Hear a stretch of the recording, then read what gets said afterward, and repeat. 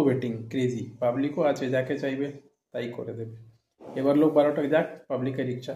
খাচ্ছে, রেস্টুরেন্টটা ভালো চলছে, ডে বাই ডে ও রেস্টুরেন্ট যে হচ্ছে সে গ্রো করছে। কিন্তু তার সাথে সাথেও মধ্যম গ্রামে ওর বাবা ওর ছেলেকে একটা খুলে দিল ডি বাপি ক্যাটারার্স বলে, কি ওইখান থেকে তুই চালা। এইবার চালাতে চালাতে মনে যেটা আসে, অনেক রকমের ব্যাপার থাকে, গল্প থাকে, কি ব্র্যান্ডের মালিক আমিও হয়ে যাই।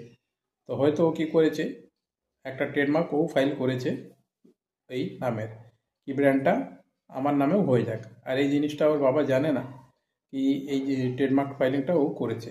কিন্তু ট্রেডমার্ক এরকম এই জিনিস কি আপনার যেরকম আমরা অ্যাটর্নি, আমরা ট্রেডমার্ক ফাইলিং করি তো আমরা বুঝে যাই কি হ্যাঁ, বা আমরা সবসময় দেখতে থাকি কি এই রিলেটেড আমরা যেটা ব্র্যান্ড চালাচ্ছি সে রিলেটেড অন্য কেউ ফাইল করছে কি করছে না, বা নোটিশ চলে আসে বা গভর্নমেন্ট অবজেকশন লাগিয়ে দেয় সবসময়।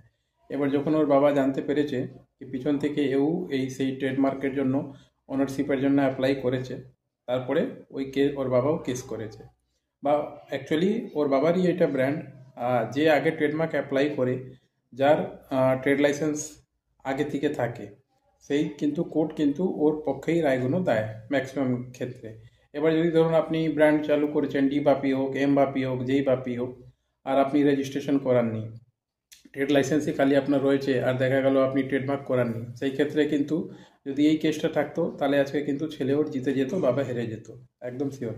কিন্তু ওর বাবাও ট্রেডমার্ক করিয়ে রেখেছিল, অ্যাপ্লিকেশন করে রেখেছিল বলে ওর ছেলে ওর ব্র্যান্ডটা ওর থেকে কেড়ে নিতে পারেনি। কেন কি, গভর্নমেন্ট ওর সাথে থাকবে, ডকুমেন্টেশন যেহেতু ওর সাথে আছে। এবার ছেলে কি করেছে, নতুন করে যে ডিবাপির কেস ফাইল করেছে, লগ ইন করেছে, ওর ভিতরে অবজেকশন লাগিয়েছে গভর্নমেন্ট। এবার অবজেকশনে হয় কি, অবজেকশন লাগানোর পরেও দেখা গেল 5 মাস 6 মাস কিন্তু কোর্টের হিয়ারিং বা এইসব চলতে থাকে, ততক্ষণ ব্র্যান্ড ও রান করছে, ও রান করছে। এবার যখন জাজমেন্ট এসছে তারপরেই ও নিজের ব্র্যান্ড নেম কিন্তু চেঞ্জ করেছে। আর কোর্ট হাইকোর্ট অর্ডার করেছে যে বানসাল কোর্ট, কমার্শিয়াল কোর্ট হচ্ছে বানসাল কোর্ট, তো কমার্শিয়াল কোর্ট অর্ডার করেছে কি এই ব্র্যান্ডটা ওনার হচ্ছেন ডি বাপি, মানে ওর বাবা অরিজিনাল যে আছে, তো ব্র্যান্ডটা তাকে দিয়ে দিলা হলো।